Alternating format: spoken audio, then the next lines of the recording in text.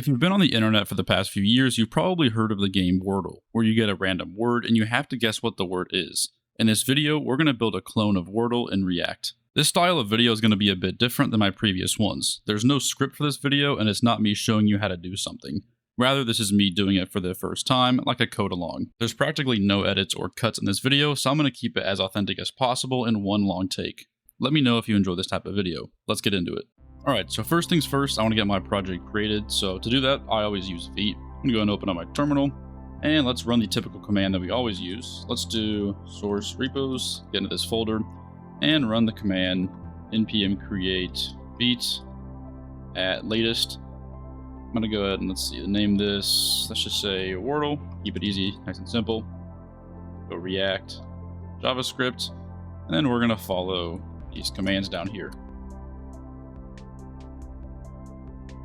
So run npm install, and then once that's done, let's run npm run dev and actually get this site launched. I'll take this link here, let's copy it, let's get it into this page right here. So hopefully now you should be able to see the site on the right hand side. Let's go ahead and shrink this down here, and let's open up that folder that we just created. So we'll go into the source folder and into the repos folder and name the project Wordle. So I'll go ahead and select that. And let's look in here, and we can find this is our app.jsx file. First things first, like we always do, let's just go ahead and clear out some of this stuff.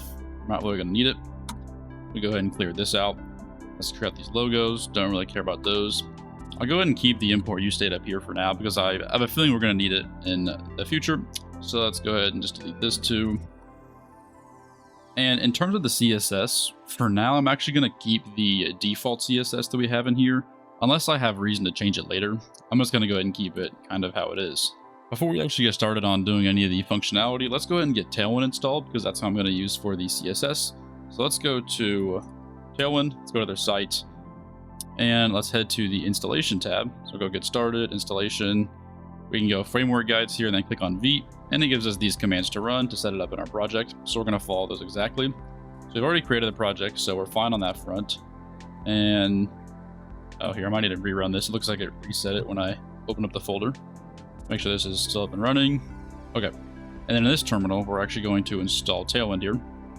So we're just going to run these commands one at a time. All right, this will actually initialize it, so I'll run this next. All right, once that's done, it should have created the Tailwind config folder. So let's go over here, go to a Tailwind config. So let's take this here, copy it, just paste it right here and go ahead and save this file. Next step, step 4, is to add these utilities to index.css. So we'll go in here, scroll to the very bottom, add those here, and save it. Let's go and let's resave our app now. And let's actually relaunch the app, just to make sure Tailwind got added correctly. Go ahead and do that, and refresh it, and now the app should be back. Alright, so let's go ahead and close this terminal now. And now that we have that out of the way, let's get thinking on what we actually need to do to set up this app. So if we head over to the actual game of Wordle, we have a couple of big constraints that we need to worry about. So first of all, each of the words should be 5 letters in length. And we also have 6 guesses to work with. So we have 6 tries. If we get the letter in the correct position, and it is the correct letter, then we get a green highlight. If the letter is correct, but it's not in the it's not in the correct location, then we get a yellow highlight. And otherwise, we just don't do anything with the color. So I can show you here. Let's just do something random. Let's type like block, for instance. Go ahead and press enter. And so we got a couple of clues here. So we found out that L is in the final word, but this L is not in the correct location. C is in the final word, and it is in the correct location because it's green. This is kind of sort of how the game works. So let's do, I know K is not in here. Let's do trick. Let's see if that changes anything. Okay, so same thing. None of the other letters were correct except C still, and we can keep going. So I'm going to keep this open for now so we can keep messing with the constraints of this. But as you can see, this is sort of how it works. So to start off, like I said, we have 6 tries total, and we have each word being 5 letters. Right off the top of my head, here's what I'm thinking in terms of how we can do this.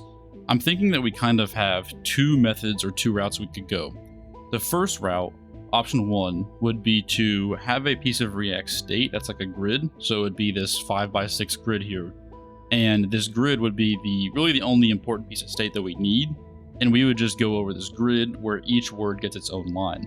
Option 2 would be to, instead of having a sort of two-dimensional array as a grid, would be to instead just hold 6 words in the React state and then map over each word, giving each word its own line, and then giving each letter its own little block.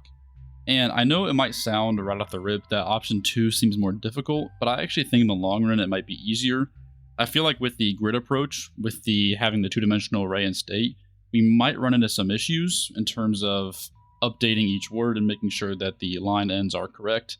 Maybe I'm wrong on that, but that's where I think option 1 would go, so I'm actually going to try and focus on option 2, having 6 words in the state and just mapping over those words. So with that being said, the first thing I'll actually do is go into our React state here and create a state to hold all the 6 words. So I'm going to call it guessed words. So I'm going to say const guessed words, set guessed words equals use state. And now the question becomes, how do we actually want to fill these? And for this, we also really have 2 options. For each word, we could either do an empty string, or we could do a string that is essentially 5 spaces wide. So what I mean by that is, if we had our array here, we could do something like this, where we have 1, 2, 3, 4, 5 in length, and we just do this 6 times. And this would fill our guessed words with 6 empty strings. Because we're going to be mapping over every single word and giving each letter its own block, I actually want to keep it like this and keep each word being initialized with empty spaces. Because if they're, let's say, we're mapping over each of these in these rows here, and each of these spaces has their own block, having empty space is okay, because that would just show that the block is empty and hasn't yet been typed in. And there's probably a better method of doing it than just doing the brute force method of just, copy and pasting 6 empty strings. I think there is a fill method in JavaScript. I could be wrong. Let me see documentation for this, how to use it real quick. So I think if we want to fill an array, let's see.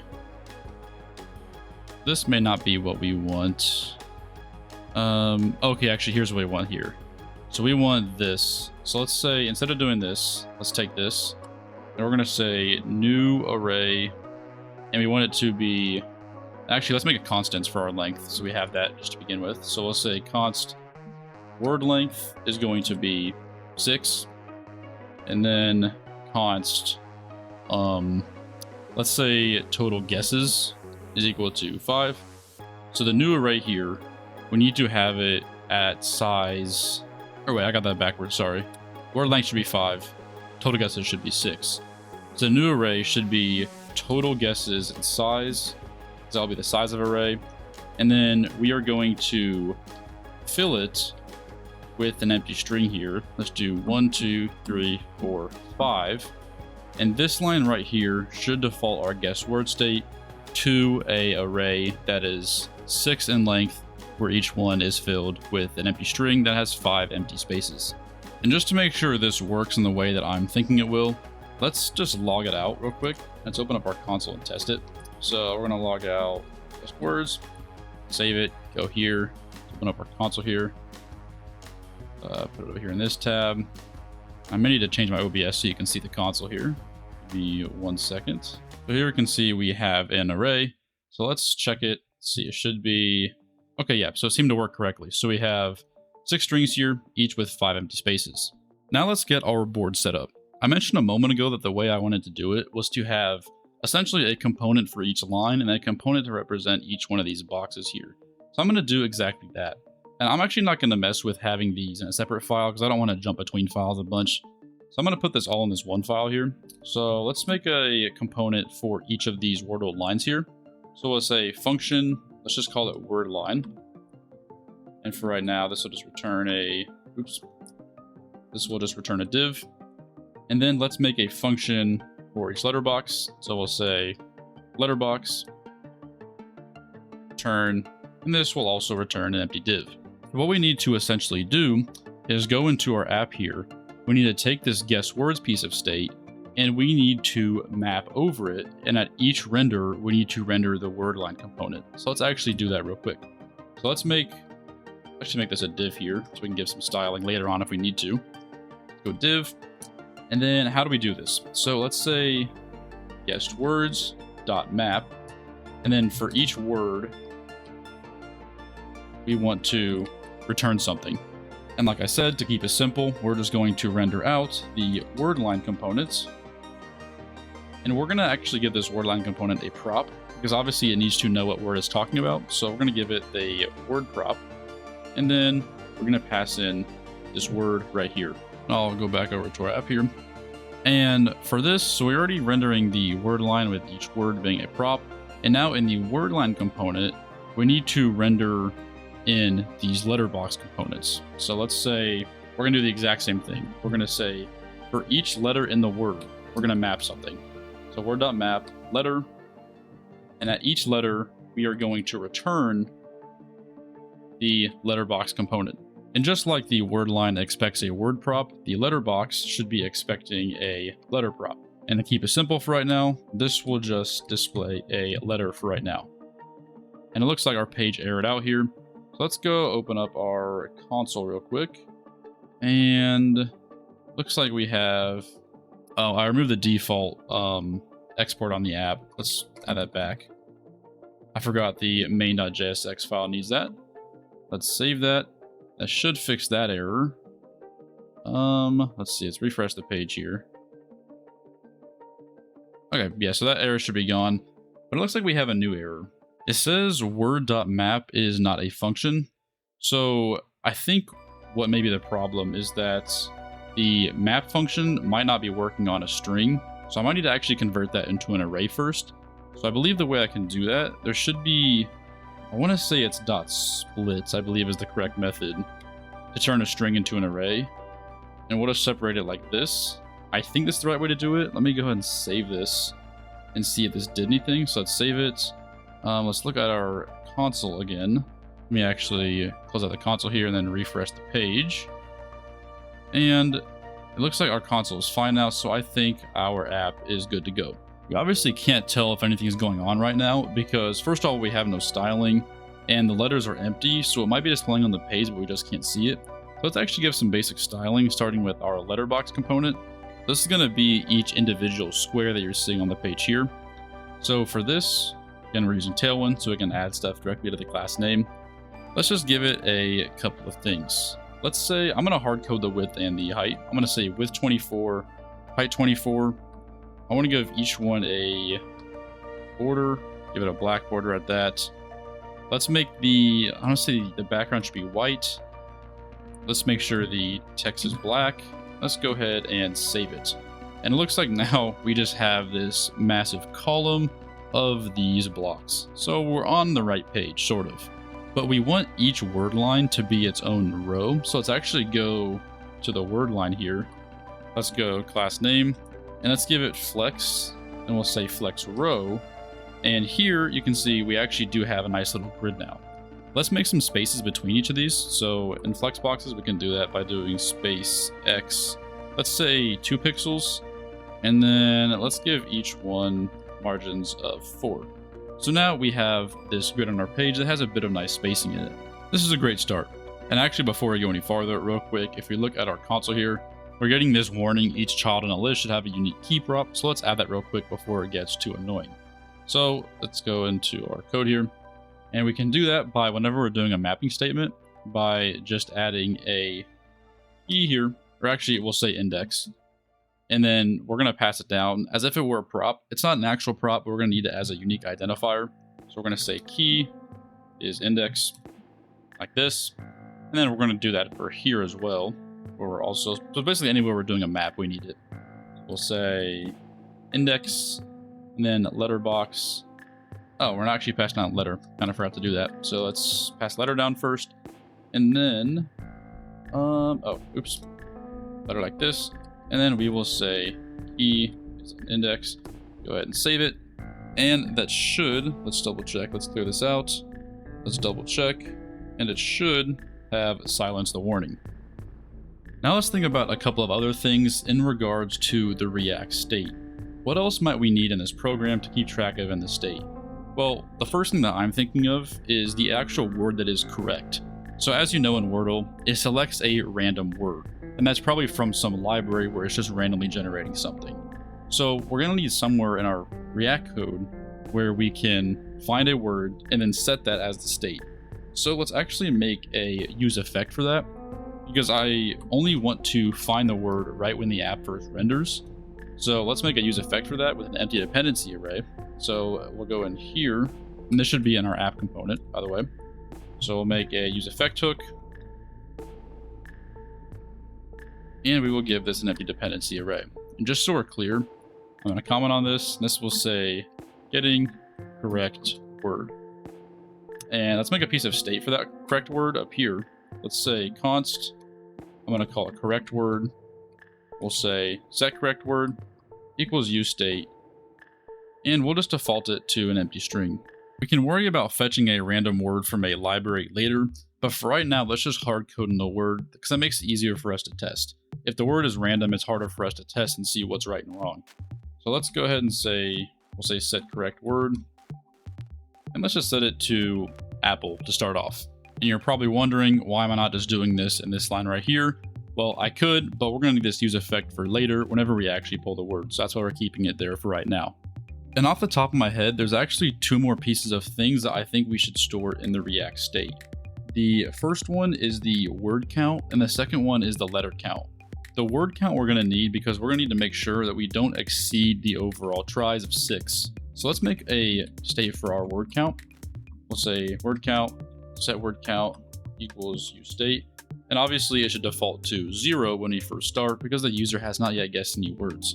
And then when we're going on each individual line, we'll need to keep track of how many letters have been typed because again, we don't want to exceed the 5 of the word length. So let's make one for that too. Let's say const letter count, and we're going to say set letter count, and that will be the same thing. That will go to 0. And now comes the fun part here. So we know in Wordle, they do have the ability to, just type in things manually using this keyboard. But for the most part, a big part of Wordle is just being able to type on your keyboard certain letters, and it will fill in the boxes. The question we need to ask ourselves is, how do we actually do that? So I'm going to be completely honest. I have not really worked with the keyboard events very much in React.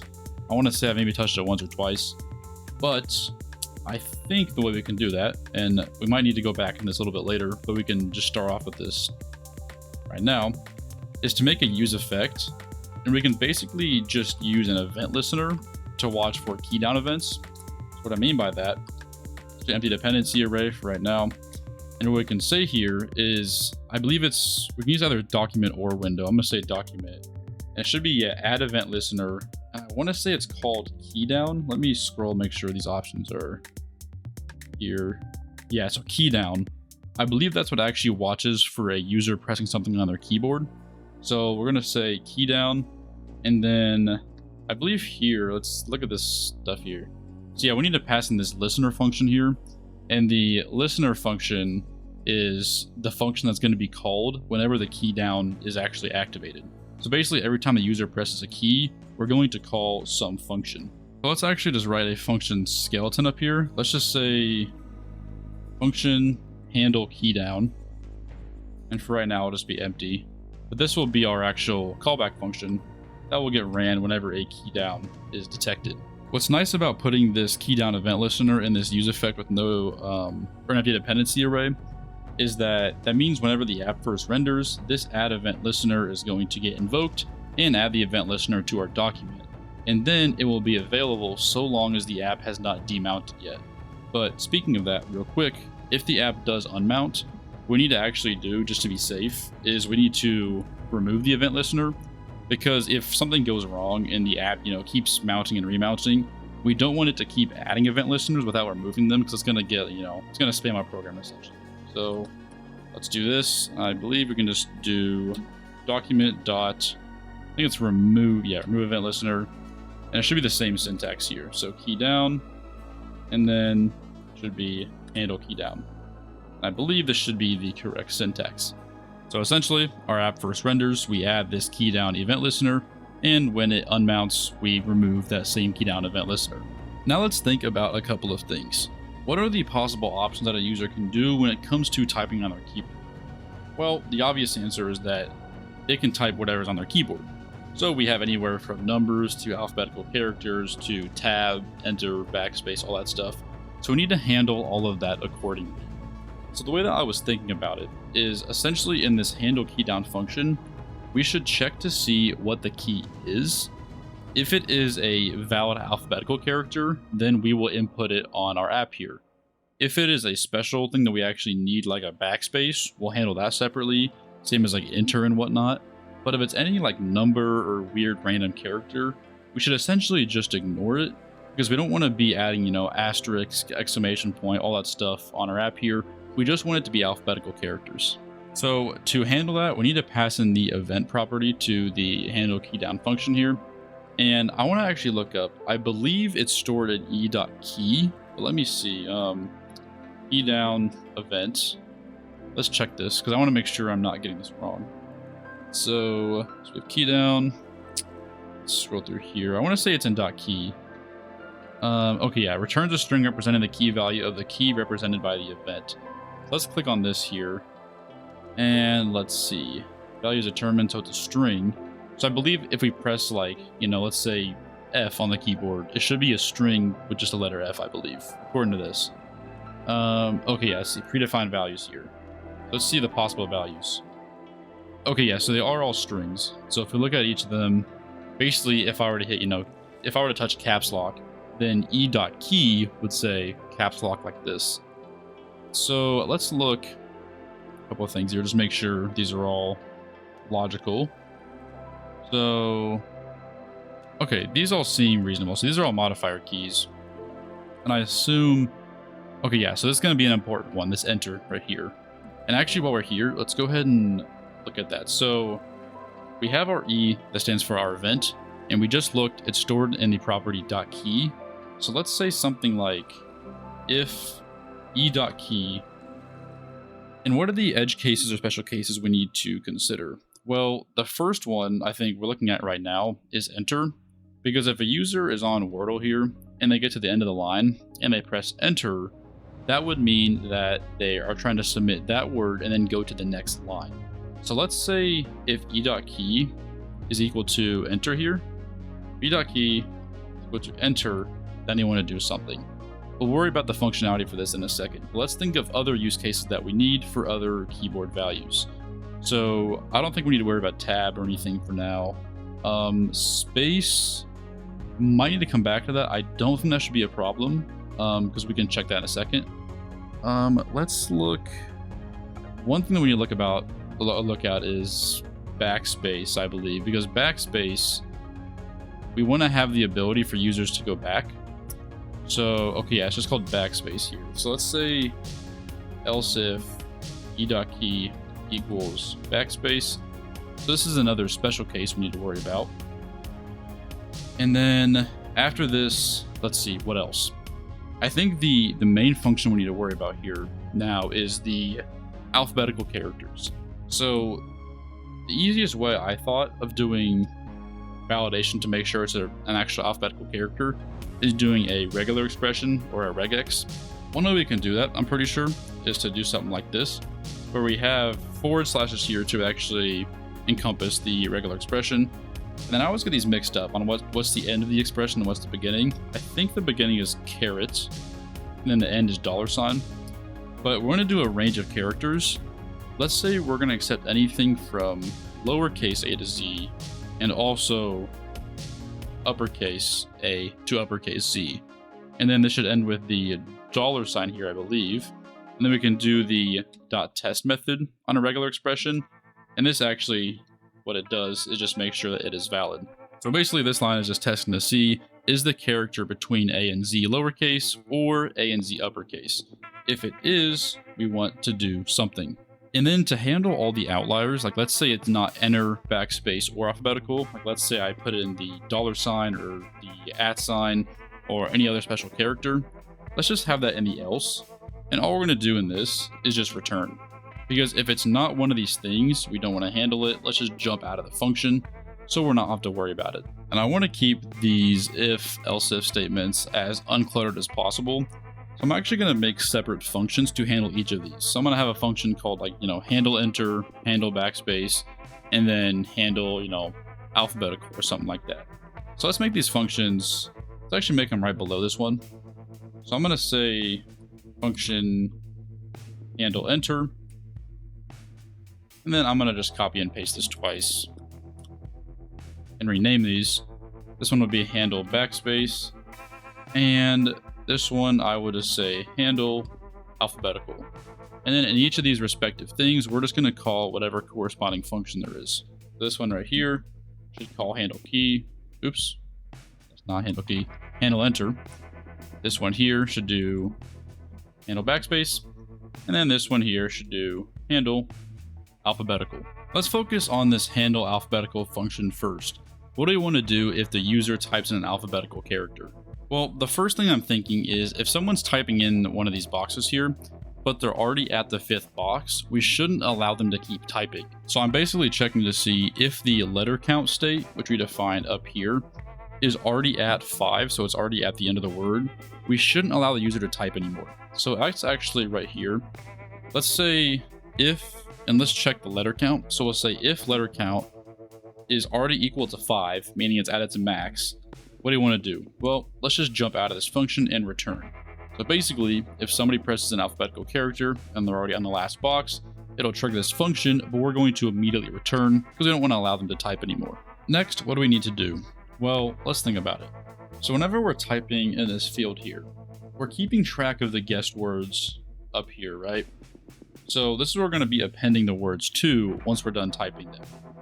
And we have some state here for our correct word, word count, and letter count. But one thing we don't have that I think we might need is state to keep track of the current word that we're typing. So if I'm trying to type in the word block right here, right? If I type in B, the current word should become B. If I type in L next, current word should be BL. And I think you get my picture here. So let's do that. Let's say let's call this current word. We're gonna say set current word equals use state. And well, actually, I think I actually want to default this to being 6 empty spaces, or 5 empty spaces as well. Just so the current word starts the same length. However, in the handle alphabetical character, that's what we're actually going to worry about, that current word. So every time we type, we want to actually update whatever that current word is. So that means we want to call the set current word function. And I wish there was a super easy one-liner way to do this, but I think what we can do to work on this problem is do the function-based approach to setting state, where we take the current state in as an argument, so that represents the current state that we have, and then we need to return something. Whatever we return inside of here will become the new current word. And the current word right now is defaulted to a string, but actually to make sure we can modify it easier in this function right here, I want to turn it into an array, similar to how we're doing right here with the split method. So I'm going to say const current word array equals current word dot split, like this. And then what do you want to do now? Well, here's what I was thinking. We should set the current word array at, let's see, what index we need to set it at. So if we're typing, let's say we're on this first row here, and we type in B, we are at index 0. Then we type in L, we're at index 1. We type in O, then we're at index 2, and so forth. So how are we actually keeping track of what index we're on? Well, a moment ago, we did make this letter count right here, which should actually be the same as the index, right? Because if we haven't typed anything yet, the index is at the 0 index, and so is letter count. If we type in one thing, we want to increment letter count, which is essentially the index. So what I think we can do here is we can say at the letter count, so basically at the index that we're currently on, then you want to make that equal to whatever key we just typed. So we don't actually, let's see, we don't actually have the key yet. So we're doing else if test e.key right here. So what would probably be easiest right here is where we're calling this to essentially just pass in the key. So let's say e.key right here. And then let's take in the key. That way we can capture what the key is. And then we will say current word array at the current letter count is equal to key. So what this line will do in practicality is if we start here and I type in B, it will set current word array at 0 index to be B, and so forth. I think you get the picture. And so now let's actually, before we return this, let's turn it back into a string. And honestly, I should probably just handle this as an array to begin with, so I don't have to do this this stuff with the strings here. But I made them strings at the start, and I want to stay consistent, so we can refactor it if later if we need to. So join is basically the opposite of split, so we're basically changing it from an array back into a string. And then let's go ahead and return new word. And what this means is that we will just turn this back into a string here, and then this set current word gets set as new word. But we're not done with this function quite yet. One super important thing we need to make sure that we don't forget is actually incrementing the letter count, because we're relying on this letter count being incremented appropriately so that our keys can get set at the correct locations. Otherwise, if they're not, it's going to not work as intended, and it's just going to keep replacing the 0 index. So let's make sure we update the letter count as we should. The letter count, easy way we can do this is just by incrementing the current value there. So we'll say current count, arrow function, current count plus 1. This is the standard way to increment a numerical state in React. Now that we have this, I actually want to do some quick testing. So I'm going to make my own use effect, and I'll show you what this is for. So essentially what I want to do is I want to check to make sure that the current word is getting set correctly. So let's make a thing here, and we're going to say current word. And every time current word changes, I'm just going to console log it out. So we'll do this. I'll go ahead and save the page here, and let's just type some stuff. So I'm just typing random letters. I just typed a bunch of random stuff. Let's go open up our console now. And it looks like here, so it looks like it is receiving random letters because I typed, A, D, S, F, G. And it's printing off, oh, real quick, let's check. What's line 15? That is, what are we doing? Okay, yeah, we're just console logging guess words. Let's get rid of that. Let's get rid of that. Let's clear this. And let's go back to the page, type some random stuff. I'm just typing A and D a bunch. Okay, so it looks like, yes, we have G, a bunch of spaces that I added, A, A, D, A, D, A. Let's check this one more time, because I want to make sure of something real quick. Refresh it. Make sure this is a fresh page. A, C, C, C, D, D, D. It looks like each one is logging as intended. Actually, wait, that's not quite right, because we're printing off the entire word, not just the letter, right? Yeah, so we're printing off the current word. So it looks like it's not correctly appending each letter to the end of the previous letter. Let's go up here and take a look. So, handling the key, if it's 5, it should return. It's never reaching 5, it's just staying at the first index. And you'd almost think the letter count isn't getting incremented the way it's doing it right now. But you can see here, if I highlight over it, you can see where the empty spaces are. You can tell that it's definitely replacing the first letter, but it's still maintaining the spaces. So because it looks like the letter count isn't updating, I think I know what's going on here. So the letter count is in this use effect here, because keep in mind, all these functions are within this use effect that is only going to run once the page is first launched. However, this letter count here is a reactive state, and so technically it should be a dependency of this use effect here if it were to run correctly. But the only problem with that is that if we add that as a dependency, that would mean that every time that the letter count changes, meaning every single time somebody types something, then we're going to be adding an event listener to our code. So I don't actually want to do that. So one thing that I want to try this. This might not work, but I want to see something. I'm going to take these functions out of the use effect, not the handle key down. I'm going to keep that in here. I'm going to take these out of the use effect. I'm going to put them above it right here. And I want to see if this makes any difference. So essentially, all we did is took them out of the use effect. I need to keep the handle key down inside of here because that is what the event listener is directly referencing. So I need to keep that. But these can still reference the functions in here because it's still technically inside the overall component scope. So let's actually save it now. And now I want to test it. So I'm going to type in, I'm going to refresh the page. I'm going to type in A, B, C, D, E, F, G, H.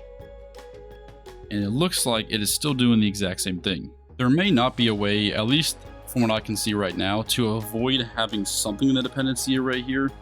So let's add the handle enter function into the dependency array now. And let's save this, and then let's actually refresh the page, and let's try this one more time. A, B, C, D, E, F, G. And now look at it, and actually now we can see it does seem to be working correctly. So there may be a way around this that I'm just not seeing, but it looks like for right now, we're gonna have to rely on there being dependencies in this array for this handle key down function here. Because if we don't have these in the array, it's not going to update accordingly, and it's not going to update the letter count.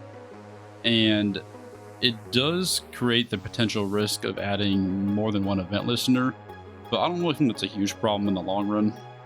Let's just go this route for right now. So let's go handle enter. We'll do handle backspace, and we'll also do handle alphabetical here, just to make sure all of these are in the array here. And actually, wait a minute. I added the handle enter one, but then the handle alphabetical worked. Let me test it one more time, because I'm wondering now if that was A, B, C, D, E, F, G. Okay, so yeah, so it's still working the same. I'm going to go ahead and just keep these three down here for now. We might be able to refactor this and change it later, but let's keep it like this for right now and see where this takes us. Okay, now that we have that, let's actually go up and let's do the handle enter function and get the functionality so we can start actually showing stuff on this page so we can see what's happening. And real quick, I just noticed we have this 5 here, but we define this constant up here, so let's go ahead and use it. Let's say, scroll past it. Oh yeah, there should be word length here. And then now in the handle enter function, let's do a similar thing at the top. So keep in mind this handle enter function is going to be whenever we press the enter key. So let's do something like that, except this will be pretty much the same thing. We'll say if letter count equals word length. Actually, no. If it doesn't equal the word length, meaning the word is not yet 5 letters, then we shouldn't allow the user to actually press enter, right? Because if I'm typing here and I, type in this first box A and then B and then C and try and press enter, we shouldn't let that go through because that's not a valid 5-letter word. So if the letter count is not equal to word length, which is 5, then let's just, for now, we can change this later if you want. I'll just make an alert that say words must be 5 letters, and it will just return. Otherwise, if we get past that, it means that we are at the end of the line and we can handle the functionality.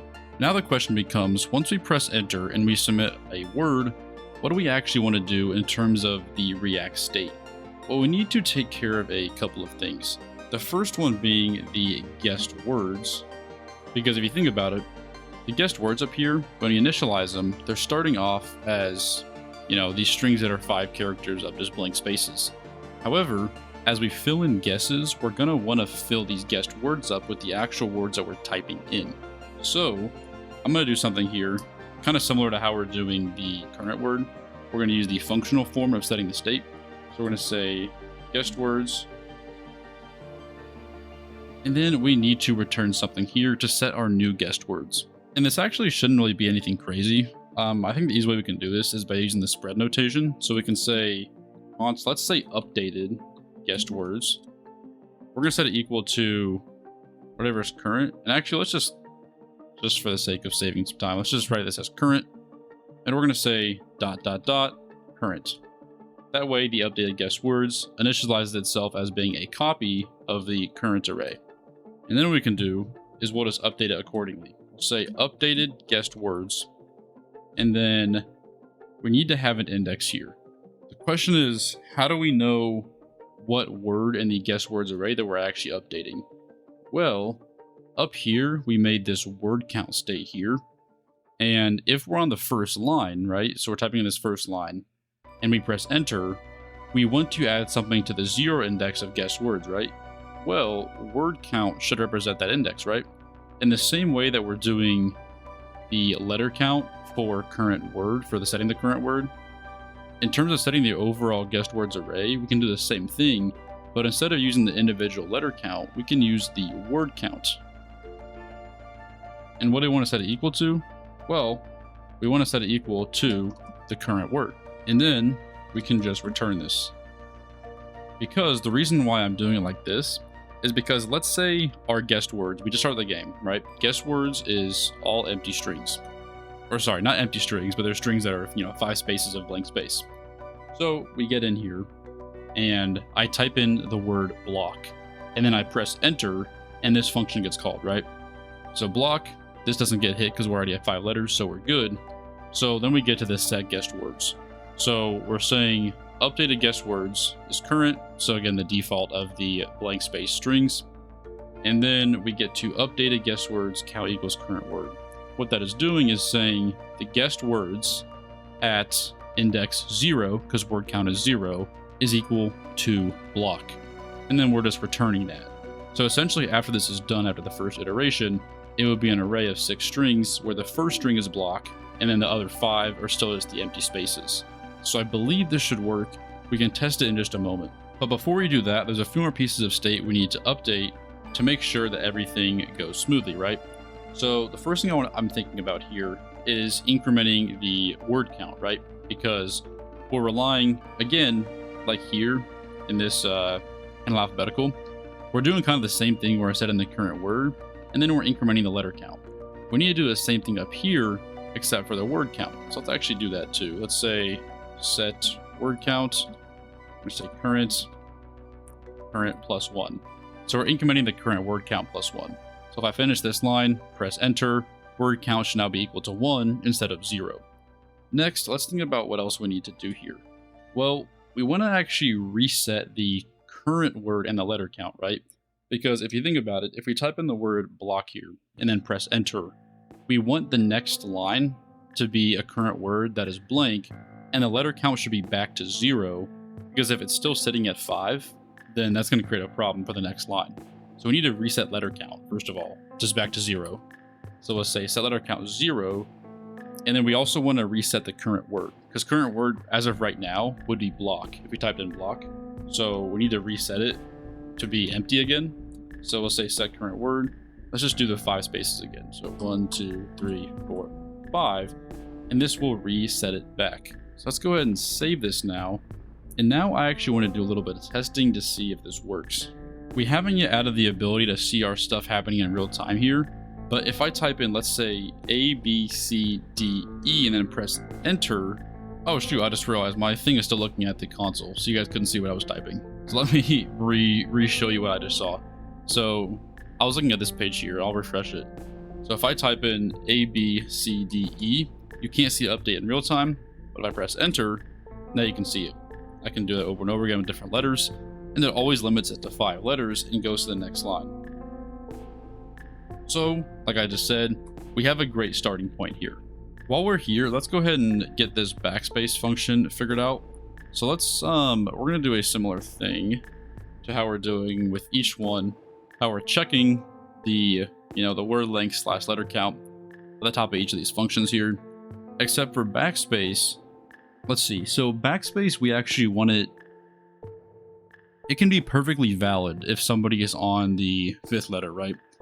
Because if they're on the 5th letter and haven't yet pressed enter, and they go and click backspace, that's fine because they want it to go back 1. So one thing we should maybe check for is just to make sure that they're not at the 1st letter. Because obviously if they're at the 1st letter and they try and backspace, that's not going to work. And I don't actually think that should cause any adverse behavior. But just to make sure, let's just make sure it doesn't happen at all. So let's just say and handle backspace. Let's say if letter count is equal to 0, so we're on the 1st letter of any given line, then we just want to return. So it's basically just not gonna do anything. And then below that, Let's do a very similar thing to how we're doing with our handle alphabetical in terms of setting the current word and setting the letter count. So I'm actually going to take this. That's honestly pretty similar, I think, or it's going to be pretty similar. So let's take this and let's paste it in right here. And this now gives us something to work with.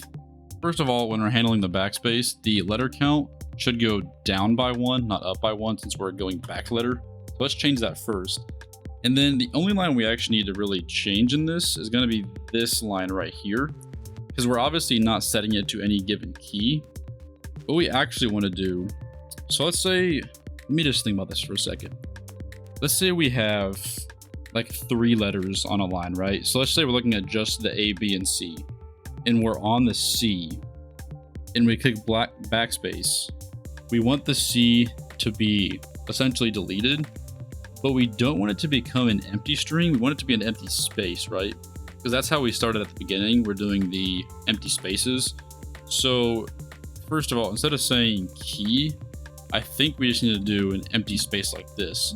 So we're just replacing whatever letter is currently there with an empty space. And let me think about real quick, this letter count index, if we have, so let's say we're at the C, right? Letter count at this point is going to be 2, and we're on index 2. So I think that should be fine. Let me save this, and I'm going to test it. Again, it's hard to see because I haven't added the ability to see it in real time yet. But if I do, so I'm typing in A, B, C, D, E. And I'm going to press backspace once right now. Backspace. And then now I'm going to hit F and then enter. Okay, so it looks like it added a square. Let me think about this. Let me try something. Let me add this as -1 instead of having nothing there. And let's do A, B, C, D, E. Press backspace once and press F, enter, and now we're there. So I think that looks like it works. But just so I can actually show you guys this without having to mess around with the invisible letters that we have, I'm going to add the ability to see this in real time. So let's take a break from this backspace for just a second. We can verify if it works correctly a little bit later. But let's right now add the ability to see it in real time. That way it makes it a lot easier for us to make updates as we need to. So really what that comes down to seeing it in real time is this right here where we're rendering out the word lines. Because right now the way that we're doing it, we're just rendering out the guessed words, and the guessed words aren't going to be updated until we press enter. So right now in our current state of doing this, each word is not going to show until I press enter, and it's not going to actually show in real time like we want it to. So I have what I think is maybe a way to get around this, and that's to render different returns based on whether or not we're on the current word or we're on a previous word. So bear with me for 1 second, but I think one way you can do this is by checking. So we have this index right here, right? If we're on, let's say, the second line, so we're looking below this A, B, C, D, E, F line. We're on line number 2. That means that the overall word index is at 1, because this first word's at index 0, right? So we're at index 1 for this second line right here. Now, word count, the React state that we're using to keep track of how many words we've typed, is also at 1. So what I'm thinking we can do is we can check and see if the index right here is equal to the word counts, then instead of passing in, the guessed word, we can pass in the current word. So this might not work in the way that I'm thinking it is, but let's check it. So we'll never know if we don't try. So let's say if index is equal to word count, like we just said, and in this one, we're going to return essentially the exact same thing here, but instead of passing in the word, we're going to pass in the current word, which again is part of React state. So let's say current word like this. I'm going to go ahead and save it, and this might not work the way I think it is, but A, B, C. Oh, actually, well, look at that. I think it actually is working the way I want it to. So because we're checking, let's see, because we're checking the index equal to the word count, basically all that we're saying is if the line that I'm currently typing on is equal to whatever guessed word we're actually on, then that's going to pass in the current word instead of the previous guessed words. So this is only going to be active one at a time. So if there's, there's always going to be 6 guessed words total. This is only going to ever return on one line at a time, and the rest should be all pass lines. Let's just again make sure it works. So A, B, B, B, B, B, C, C, C, C, C. Keep typing. Okay, and it looks like now it is perfectly good, updating in real time. So looking at this code here, we might need to refactor it later, but for right now, this looks like it is getting the job done. Now that we have that done, let's actually go back to our backspace we were doing just a second ago and make sure our backspace is working the way that we want it to. So if I do ABC, backspace, backspace, C. Okay, so yeah, it looks like doing the index -1 is the correct behavior that we actually want for keeping track of the backspace. And that actually makes sense. I don't know why I was thinking originally it would be the same index, because if we're thinking about like letter count, so like right now with WD, letter count is at 4, so it's looking at this 5th box right here. So if I do backspace, all it's doing is filling that with an empty space, so it's not really doing anything. But if we go -1, obviously we're looking back at the previous one and then going back. So yeah, it should be -1. This actually is the correct behavior. Now that we have the ability to just type in real time and see what's actually going on, I think the logical next step would be to work on getting the actual core functionality of the game, which means getting the highlighting for green colors and yellow colors to show which letters are correct or, partially correct. So let's work on that step next. So one thing I'm thinking right off rip here is that the word line is the word line is a completely separate component from everything else, from the app and from the letterbox. And I'm thinking, in order to get the colors correct, we're gonna need the word line, at least the word line, maybe the letterbox too, to know what the correct word is. Because if it doesn't know what the correct word is, there's really no way for it to do its highlighting correctly. So maybe there's a way that we can do this without having to do props. But for right now, let's go with what seems most easy for me to think of is in each word line here that we're rendering.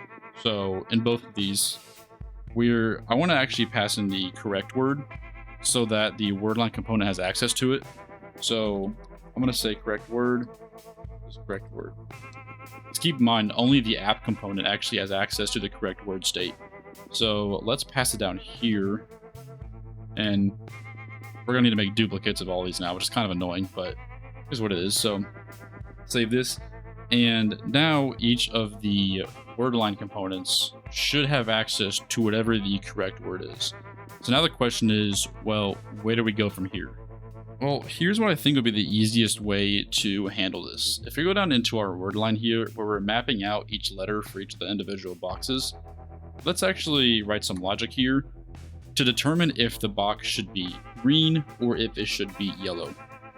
So let's start with green first, because I think green's the easier one. Yellow's a bit more involved, I think. So green in Wordle means that the letter you typed in is correct and at the correct location. So it means basically we're good to go for that letter in that spot.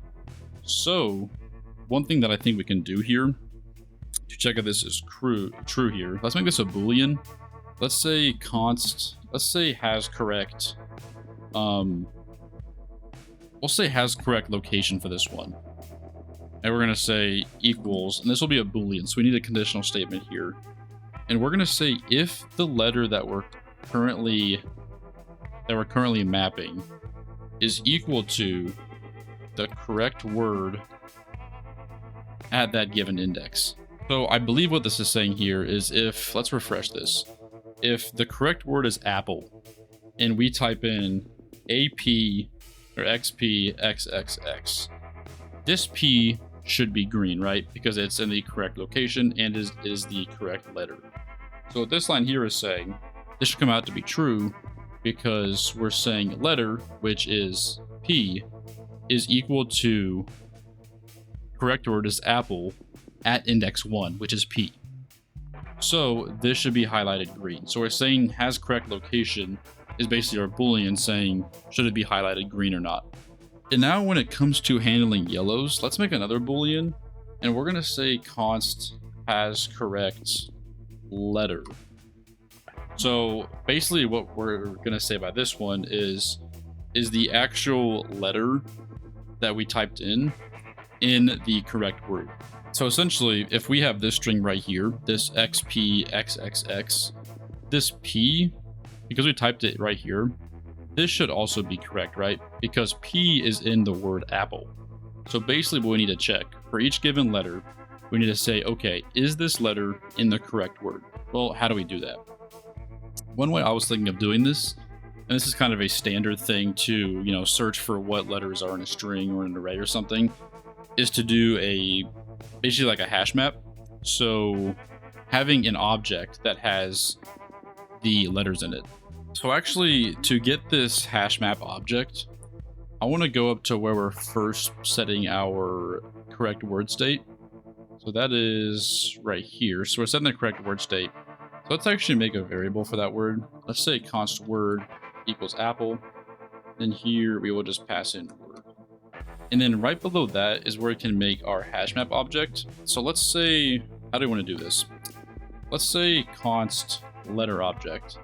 Keep in mind, this is going to be an object that is keeping track of what letters are actually in the word.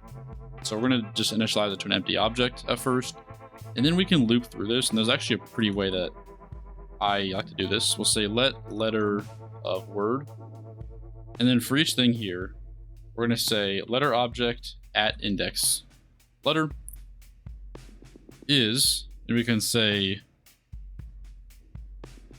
letter object at letter 0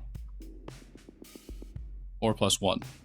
This is just basically a very simple way of writing a frequency hash map for letters in a string. But basically, let's say we start with let's say the correct word is, again, apple. So what this will do right here is it'll start on A, and it'll say, okay, letter object at A, so it's going to have a key of A, is equal to, this doesn't yet exist, so this means we're defaulting to 0 + 1. So now in our object, what we have is essentially A is 1, like this. And then we get to P, and we say, okay, same thing, so it defaults to 1. So P is 1. And then what happens here is this time when you go around, since there's already a P in the object, we say this is already 1 + 1, so now P is updated to 2. So basically, we're just keeping track of what letters are in the object, in the string, and how many letters there actually are. So hopefully that makes sense. And oops, I didn't actually mean to save it there because I knew it'd error out because the other line down at the bottom wasn't fully complete. But let's real quick think about what do we actually want to do once we get this letter object? Well, the easiest way to handle this would be to store it in state alongside the correct word. So I'm going to just actually call this correct letter object, and then set correct letter object. And that's going to default to an empty object. And then right here, once you get letter object, that's all we're going to do. We're going to set correct letter object to letter object, just like this. Now we assume that we have the actual correct letter object in state. So what we can do is go down here where we were just messing with this, and let's actually, in our word line here, add both the correct word prop as well as the correct letter object prop. I should at least silence the first warning about not having correct word. And then for this one, what do we need to do? So basically we're saying has correct letter. So we need to check and say, okay, is the letter that we are currently looking at in the correct letter object? And there's a very easy way to do this in JavaScript. We're going to say letter in correct letter object, reads very close to English. And then now what? If this is true, we want this variable to be true, right? If it's false, we want it to be false. So what we can do is just leave this here because this is already a valid conditional. Let me go ahead and save this to silence this warning here. And it looks like it errored out the page. So let me check the console here. Let me show it so you guys can see it. So let's see, it says in wordline component cannot use in operator to search for string in undefined. So let's go up. Okay, so it's saying right here that's causing an error. So it's saying that correct letter object is undefined. And oh, right, that's because I'm not passing it out as a prop yet. So pass that down.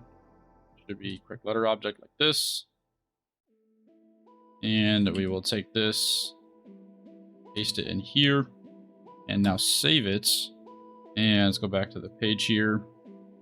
And I believe this should now be good to go. And now that we have these two booleans, we have has correct location and has correct letter, we should be able to determine what color each individual box should be. So to do that, I'm actually going to give another prop to letterbox here. I want to make some spaces for these props, just so they're a bit more neat.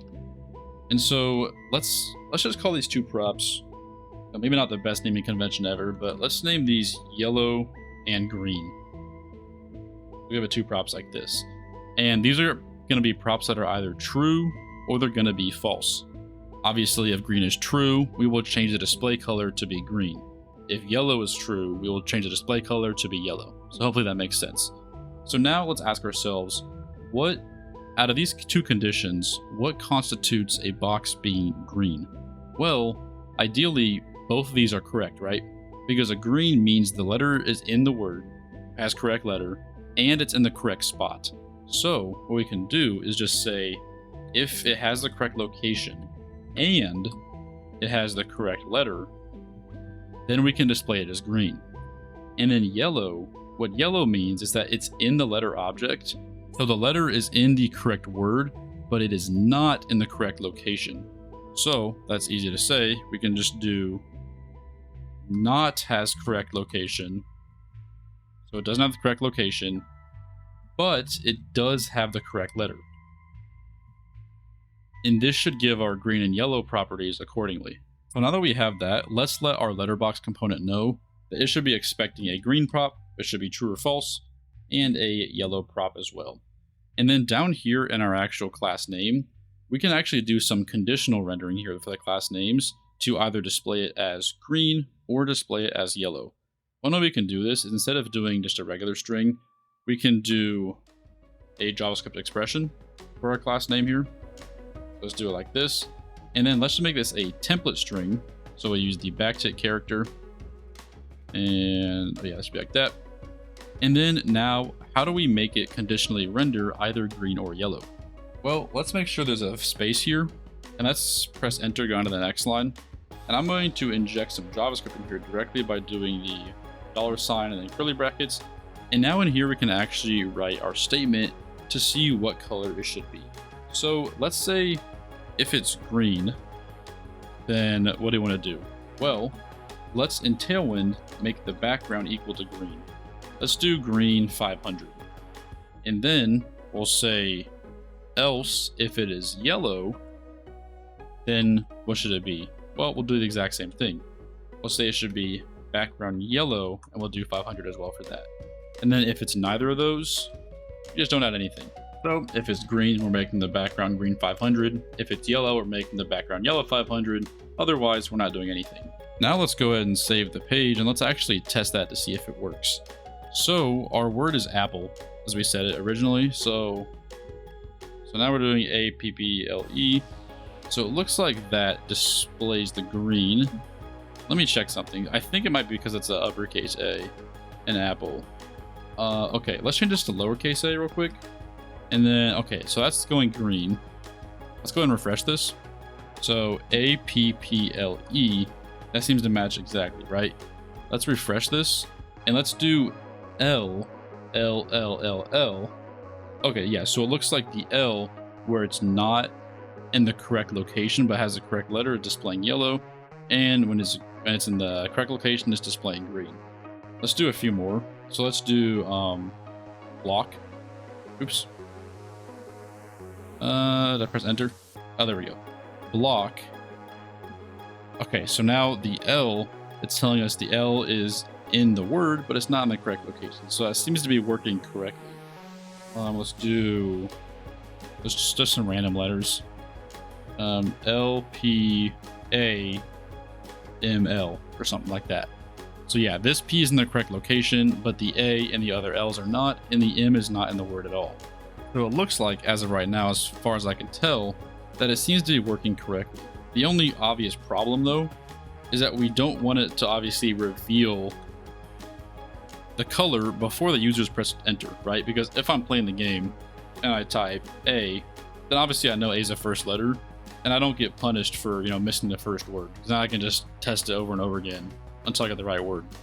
So that kind of removes the point of the game if we're seeing the colors be revealed before enter is actually pressed. So off the top of my head, one way I'm thinking we could get around this is by looking at right here where we made it earlier, so that we are returning, or we are passing in the current word if it's the current line I'm working on. Right here on this line, I think is where we should take a look and say, okay, this line is where we don't want to be worrying about green and yellow, because we only want the green and yellow to appear on previous words that have already been submitted, not the current word that we're currently working on. And I don't want to add a million props to each of these things, but I might have to add a few more. So I want to make some space down here for each of these props so we can see each of them on their own separate line here. This one down here too. And one thing I'm thinking for the word line here is we could just pass in a Boolean that is either true or false. If we're on this one, we would pass it in as being false, and then we would pass it in as being true right here. And that Boolean would represent whether or not we are showing the color or not. So there may be a better way to handle this, but let's try this for right now. So let's say for this one, if we're on the current word, revealed should be false. We're just going to call it revealed because that's probably the most applicable word. We'll say revealed on this one is equal to true. And then we will let our word line know it is expecting a revealed prop here. And then let's see. So let's test it now actually. So we haven't actually added anything yet, but I just want to make sure. So we're doing something like this. We still have the letters. Okay. So I think all we need to do here to make a change is in here where we're setting the green and yellow. We also need to add in revealed. So let's say, and it's revealed. This one will also be, and it's revealed. That way, if revealed is false, neither the green nor the yellow will actually trigger. So let's go save it now. And I think this should fix our problem. APP, let's do LL, enter, now it shows. Let's do AAAAA, enter, now it shows. So now that we've added this revealed prop and checked it down here in our green and yellow conditions, it is no longer showing as we type it, but only once we press enter. Okay, so I'm thinking now that we have this done, we need to add one more core feature. Obviously in Wordle, if I get the correct word, the game should stop. So I shouldn't be allowed to keep typing if the game is over. So kind of similar to how we're managing our lines to make sure we don't overflow the lines, we need to make sure the user can't keep typing if either they've won the game or they've lost the game. Because that applies to, like, if I've done like all these lines here and I get to the very bottom, it stops me here from keeping typing because I'm at the end of the array, but still we want to make sure that there is nothing that is allowing us to keep going once the game is actually over. Because right now if I finish it with Apple and I keep going, I can keep typing even though the game should stop there and not allow me to type anymore. I'm going to scroll up to the top of the page here. I'm going to make a new piece of state for that. I'm just going to call, let's say game over, and it'll be a Boolean. So we'll say const game over, set game over equals useState, and obviously that should be false to start because the game, when the page first renders, is ongoing. Oops. That should be false. That is the game over.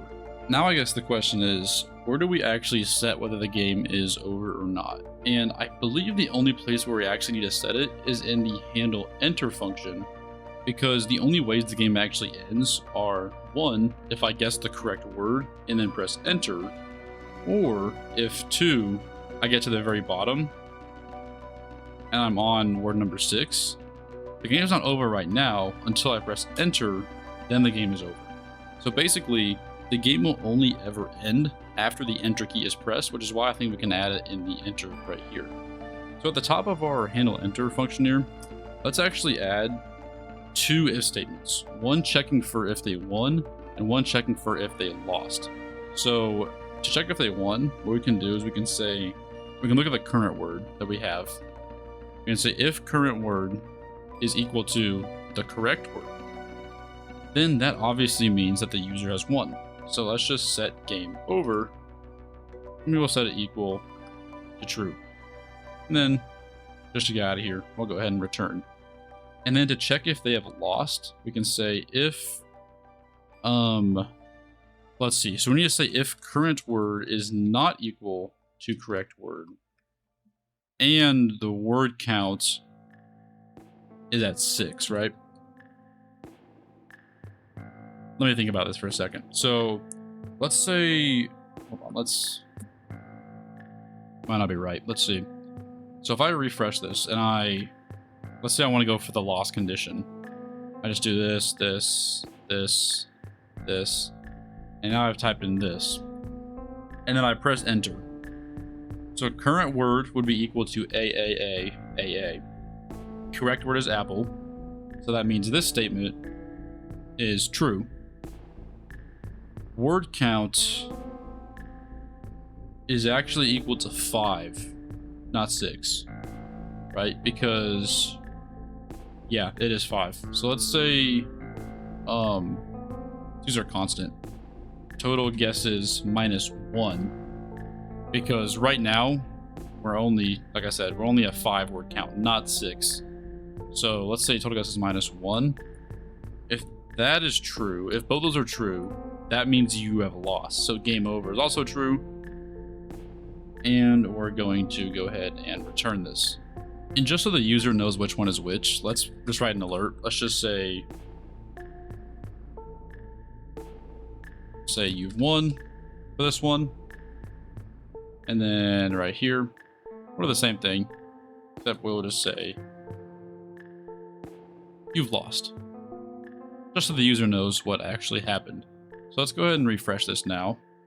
Check this. Okay. Let's go ahead and refresh this now.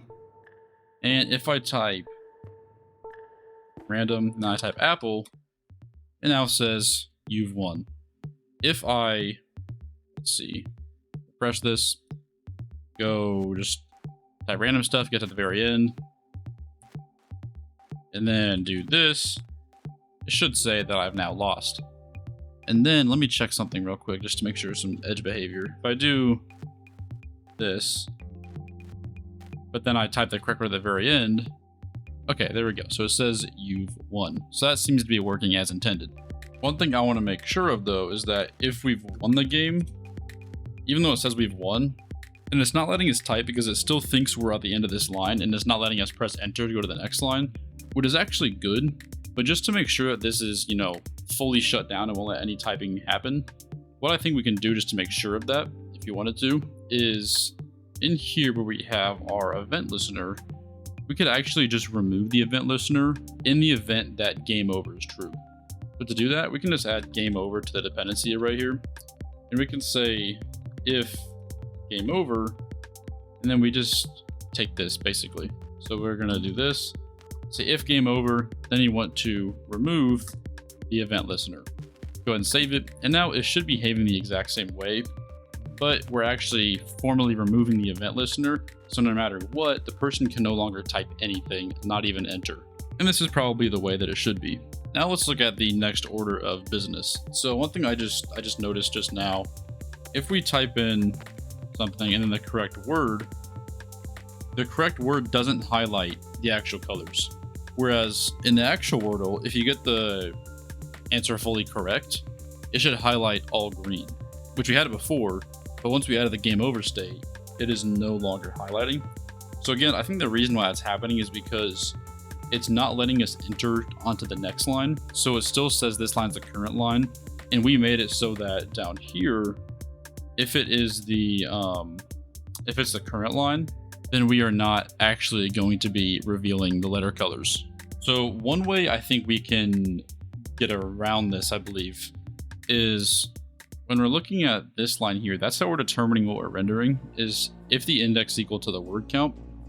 So I think what we can actually maybe do is in the handle enter, where we found that the user has lost, maybe let me just try something, because this might not work the way I think it will. But if I set word count to what it currently is +1, then I believe that might do the trick. So if I do this, save it now, go ahead and refresh it. Let's... Oh, okay, never mind. So it just moved it down a line. It didn't actually reveal it. Okay, so let's try something else. So let's go ahead and remove that. Let's try another alternative here. Where we are passing in revealed as either true or false. One thing I just thought of, we can maybe try. Let's actually save this page so it goes back to how it was. Make sure it's not messed up still.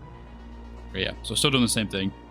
Right here, I'm thinking maybe in here we can check and see if game over is true or not. What I mean by that is doing something like this, where if it's false or game over, so then it would be true if the game actually is over. Maybe this just makes sense in my head, but let's try this. Okay, so that reveals now. Let's do like this. Boom. Boom. Okay, there we go. So now it actually is displaying the correct color. So all that I did there, the reason I guess that works is because, and actually wait, this, does that need to be true too? Well, let me test something. So let's, so now it's green, right? But if let's say I end on a yellow, so I do like this, and then, okay, yeah, so this doesn't actually need it, I don't think, but this will need it because we're saying this is going to be false here always unless the game is over. Then if the game is over, it's fine to reveal it because it's still the current string, and the current string should only be revealed if the game's actually over. I guess it makes sense that there's no OR statement here, because if there's a true and an OR statement, it always defaults to true, so that wouldn't make sense to begin with. But now this looks like it's actually working as intended. Now that I believe this is actually running the way we want it to, let's actually get to probably the most quintessential part of the game, and that's getting a random word each time you play it. Right now, we use the hard-coded word apple for testing, because it made it a lot easier to do testing with a non-random word. But for the actual sake of the game, it'd be a lot better with an actual, truly random word, so that the user has a bit of fun playing it. It doesn't have to guess the same word over and over again, because obviously that would, you know, defeat the point of the game. So let's actually find an API. There was one that I want to say it was called Data Muse, I believe. Yeah, so I think this one is a free API that you can actually use to essentially just search for different words. So let me look at this API here, and I think here, okay, so there's a couple of different parameters here in terms of what you can do for the API, and it's a little bit confusing, I'll be honest, to look at this, but give me 1 second and I'm going to read over this. And actually, we're going to be fetching data from this library, so I'm going to open up the terminal here and install Axios. That's always what I use to do data fetching for front-end stuff. So we'll go ahead and install Axios, and let's import into our app here. Import Axios from Axios right here. And then right here in this use effect is where we're actually going to want to work to get this word. So this API call is going to be asynchronous. So let's actually make our own async function here. Say async function fetch word. And then here, this is where I'm actually going to call all of this stuff. So I'm going to put all this stuff inside of here, and then we'll just call fetch word at the end of this function here. Let me zoom in one more. So actually it's a little too much. So I'll keep it like this. So basically, instead of word being apple here, we need to actually generate our own word. Let's use what this API gives us so far, and we'll piece it together one at a time. So let's make a variable for our response. We'll say const response equals, we use the await keyword, axios.get. And it says to use this, we can use this right here. So api.datamuse.com. So let's get that. Let's make this a string here. Let's paste that in. So api.datamuse.com. And then we need to pass in some arguments here to do an actual search for the words we want. So let's do /words. And then now what do we write? If we scroll down on this page here, these are some of the query parameters here. And it looks like, I'm reading through it super quick here. It looks like we can use this SP right here, spelled like, to get the specific number of letters, I believe. Because it says this, yeah, so this question mark here is a placeholder for exactly one character. So I think what that means we can do, let me check. So it shows here to use the SP as a query parameter, so a question mark, SP, and then we can do equals, and then pass in the actual parameter that we want. Again, it said question mark is a placeholder for exactly one character. We want words that are 5 letters long, right? So let's do 5 question marks. We do 1, 2, 3, 4, 5. And I believe this should give us a list of words that are 5 letters long. However, I want to check real quick to make sure that when it's doing this, I'm not pulling like every single 5-letter word from the English language. I'd like there to be some sort of like max on it, maybe, if there's like a way to limit it. So let's check.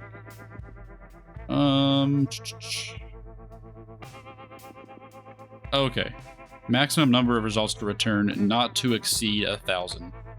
So I guess that's assuming 1,000 is the default. So actually, because 1,000 is the default, that's not as bad as I thought it'd be. So I'm going to keep 1,000 actually as the search query here. So in theory, if I'm understanding this correctly, this should pull 1,000 words that are 5 letters long. So that'll be our total library of words we can use for Wordle. And to make sure I'm actually understanding that correctly, let me just go in here and let's do const words equals response.data. And let's log out words, because I want to make sure it's not like 50 million or something. So let's say console log words here. Let's get our terminal opened up. Let's go ahead and save this. And okay, so it looks like it did 100 words here. So that is not too bad. And if I add a max argument, so if I add in and max is 1,000, let's check this now. Okay, now it did 1,000 words. And I actually, just to keep the game a bit more, fun and creative, I'm going to keep it at 1,000. Because, default's the 100, but I want to go to 1,000 just to give some more variety for words. So let's keep it like that, and let's go ahead and move on. And next, we need to pick a random word out of the 1,000 that it returned. So actually, real quick, looking back at the console here, let's look at the structure of each one of these things. So let's go to this range. Let's go to the word onion, and it looks here. So this is an object there's a word field called onion, and then there's a score field we don't actually care about. So basically what we need to do is we need to select a random indexed from essentially 0 to 1,000. Or is it 999? Yeah, from 0 to 999. And from that, we need to grab the word out of that, whatever chosen index it is. So to do that, let's actually go back, code here, and let's look at this.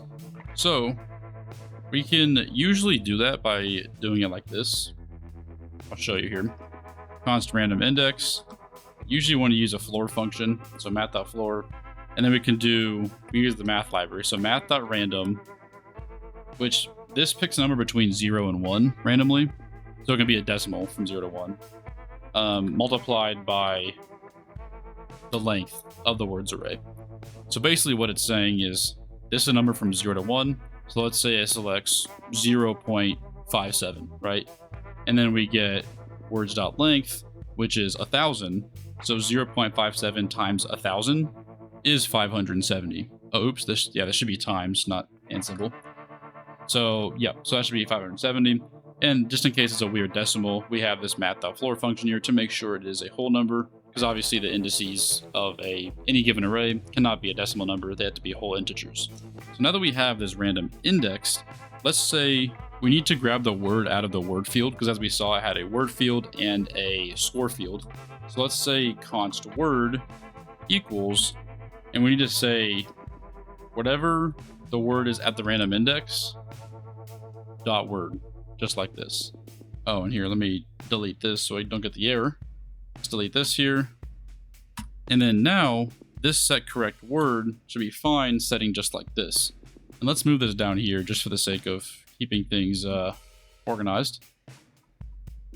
So essentially, now all we're doing in this fetch word function here is we are getting the random word from datamuse.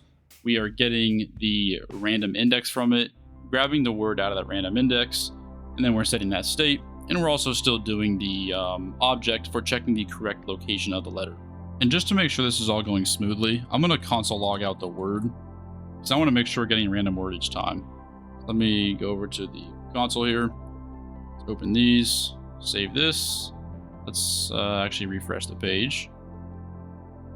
Go refresh it, look at our console, and it looks like nothing's showing up.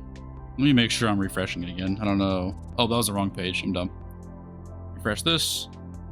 Okay, it looks like... So it looks like our program is rendering twice, which we can fix in a second. But yeah, so a line and indent. If I go do it again, now it's homage and blood. Do it this, acorn aside. Okay, so now each time it actually is selecting a random word. Let's go back to our app here. And I want to say... Just to check real quick, I think the reason it's doing the double render is because of the strict mode here. The strict mode in React, it does a double render automatically to help check for certain like bugs or issues. So I'm assuming that's why it's doing the double render. If I'm wrong, somebody can please correct me on that, but I think that's why that's happening. Okay, now that we have a good idea that our word is getting set randomly, let's actually play the game and let's see what happens. So let's type in block. That's been a good word. Okay, so it looks like B and L are in the correct spot, but there's no O, C, or K. So let's do BL. Let's think. What other words could be? Say bland. Nope. A, N, and D are not in it. So in terms of vowels that we're missing, we could do U and I. So let's do something like, let's say B, I, or BLI. This is not an actual word, but let me just do this. Oh, okay, so BLI is correct. So BLI, see what letters it could be here. If there's any more vowels, it would have to be, we've already used O, E, I, and A. So it had to be U or Y. Could it be blimp, maybe? Nope, it's not blimp. Let me just type random letters here, see if it gives us anything. Let's do the random letters that we haven't actually typed yet. So let's do, said we haven't done U and Y, right? So yeah, U, Y. Let's test other good letters like T, C. We already tried C actually. Probably wouldn't be a V, right? Or a J. Let's do R and Q. Nope, nothing on that. The only other word I could possibly think of is bliss, maybe. Because S is the only letter that hasn't been guessed. That's like one of the main letters. And, oh, I've won. Sweet. Okay, so bliss works. Now let's refresh the page and let's try something else. So let's do the same thing. We'll start with block. Oh, wow, that makes our job actually really easy. So BLO are in the correct spot. And then K is not, so it means K is in the fourth spot. Is it bloat? 1. All right, crush it again. Let's see if we get something harder this time. All right, start with B. Let's try brand. Nope. Let's try built. Okay, BU. So let's see. We know. Let's try BUG. Might be something. This isn't a real word, but oh shoot. That was a buggy. Oh, sweet. Okay, let's do it one more time, just for the sake of last minute test. And it looks like hold on. I haven't seen any yellow. I don't know if that's because we've been playing well or if that's because there's a problem with it. So block. Okay, no, we're seeing yellow now. I think that might have just been the way we were guessing the letters. Okay, so there's a Y and there's a P. So let's try. I'm just gonna again put some random letters in here. Oops. The Y is at the end. Let's see. I'm gonna try some random letters again. So we need A and I as vowels. Let's try aisle. Okay, so A is the first letter, E is in it, and so is P and so is Y. Let's try AP. APE something Y? Or is it AP something EY? Appray. That does look kind of weird. Oh, well, they're just swapped. So, Appery? Not gonna lie, I don't know what Appery is, but I guess it's the right word. Playing this game now, there's something that I realized we should probably add to this. Whenever we want to reset the game, right now we're just, clicking the refresh page button. And it's not very convenient for actually, wanting to play the real game. Probably having some reset game button at the bottom might be nice. So let's actually scroll down into our stuff here. Where is it? Where are we doing the word line? Okay, so right here, above where we're doing the mapping of the guessed words, let's actually make a span that just has the title of the game. We're gonna add some, creative stuff here. Just gonna say Wordle. Let's give it a div. Say, make the text really large. So text 8XL. Let's make it white. Make it super bold here. And then let's give it some bottom margins of like 12 or something. Now we say, okay, let's give some more margins. Not sure why the bottom margins are going through on Tailwind, but oh well. Not really a problem I care to worry about right now. Very bottom here, let's go right here. Let's make a button that just resets the game. So it'll say reset game right here. Let's give this some basic styling. So let's give it, what do we want here? Let's say we're gonna give it some margins and some padding. We're gonna give it a border. Let's give it a red border maybe. Okay, let's just do white here. Let's do white border, and then let's make it so that we do like an off gray when we hover. So like that is not an off gray. Let's do 600. Okay, so it kind of has a bit of a an off gray when you hover here. Actually, we'll go a little bit higher. 700. Okay, so that will hover like that. Let's make the text a bit bigger in here. Let's say text 2XL. So it's nice and big. Let's make the font semi-bold. And we can call this good for now. I'm not worried about making it look super pretty. So now the question is, once we have this, what do we actually want to do for resetting the game? Well, let's give it a non-click event. And let's call a function, I'm just going to call it, actually, let's just call it reset game. Like this. And we will define the function up here, function reset game. And now the question is, what do you want to do in this reset game function? Well, the most realistic thing we should do is just reset all of our React state to what it was when it first started. So essentially reset each of these 7 things here. So if someone knows a way to do this easily without, one at a time, then please let me know. But I think as of right now, the only way I know to do this is to do it one at a time. So basically call each of these functions and reset them all back down to what they started at. So let's actually just take some time here. Let's take each of these. I guess I can't copy them all at once, so I'll just do one at a time. Let's say, so we're going to set guessed words. We're going to call that. We're going to set correct letter object. We're going to set correct word. We're going to set word count. We're going to set letter count. Let's see, what have I missed? So we have letter count, word count, correct word, correct letter object, and guess words. So we still have, so that's what, 6, right? No, that's 5. So we're missing game over. And then we are also missing current word. Okay, so let's do set current word and then set game over. And bear with me here for this. We'll just go to the defaults here. So guessed words should be this. We're just going to go one at a time, take each of these things, make sure handled accordingly. So that should be this. Correct letter object is an empty object.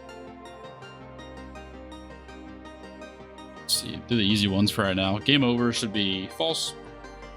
Current word should be 5 spaces. 1, 2, 3, 4, 5. Letter count should be 0. Oops. Letter count should be 0. Word count should be 0. And then correct word, I believe, was just, yeah, an empty string. So that should be just like this. And now this reset game function, I believe, or at least hopefully, should work. So I can type, do this, whatever, letter's correct. It's not Apple. Is it a rise? Nope. I want to reset the game. Boom. Reset that back to 0. This. Oh, see 5 letters. Okay, so it looks like here the actual letters are not being highlighted correctly. And I think that's because we're not resetting the actual word as well, which we need to be doing. Or actually, no, I'm dumb. So this correct word here should not be an empty string. I guess, yeah, how are we going to handle this? I mean, we could just set it to correct word. But the problem is when you do that, then we could just like guess 5 times. And then essentially like, okay, I don't like where I'm at right now, then reset. And then get a bunch more guesses. Yeah, that's weird, how it's disappearing. So we don't actually want to do that. So how do we set this correct word in a way that makes sense in the context of the game? Well, the most ideal way we would go about doing it is rerunning the function where we're doing the fetch word. So essentially rerunning this function right here. So I don't generally like taking these function definitions outside of the use effect, but I'm going to try it because I don't think it should cause any problems in this particular code. Sometimes it does if you have some like more complex structure. Let's define this outside of the use effect, and we'll call it in here. That way we can reference it in our handle reset, or our reset game function. So that's responsible for setting the correct letter object and the correct word. So let's actually, here, instead of doing the setter functions, can just run fetch word like this. And now, I don't know why I'm on this tab now. Now if I go and save it, let's try this. So Apple, no. B and K. Let's reset this. Looks like it's still, it is now deleting the words after we type them in. I want to make sure I set all these correctly because that might be part of the problem. So we have the guessed words is the new array total guesses fill. So that hasn't changed. And then we have, so word count, letter count are both 0. Let's verify that. Word count, letter count both 0. Yep. Current word is 5 spaces and game over is false. Yeah, that's fine. And so now the question becomes, what is going on here? Let's make sure, first of all, this isn't getting invoked more than it should be. So let's log here. Game is being reset. Okay, so after a bunch of testing, I think I have it figured out what's actually going on here. What I think is happening is this reset game is getting invoked when I press enter, but not at the right times. So I'll show you what I was messing with earlier. So if I just type some stuff here, just type some random words, and I go here, whatever, and I go to reset the game, and the reset game button is still in focus, and I press enter again, it's actually calling this reset game function, because when I press enter to submit this line, it's thinking that I'm trying to reset the game by pressing enter. But if I click somewhere else on the page and get the focus out of the button, and then try and type again, then we don't have the same problem anymore, because the button's no longer in focus. So basically, we need to take this button out of focus so that it's not getting confused whenever we press enter to submit the word. The easiest way I can think about going that is to do a blur, which blur is just the opposite of focus, so it takes it out of focus.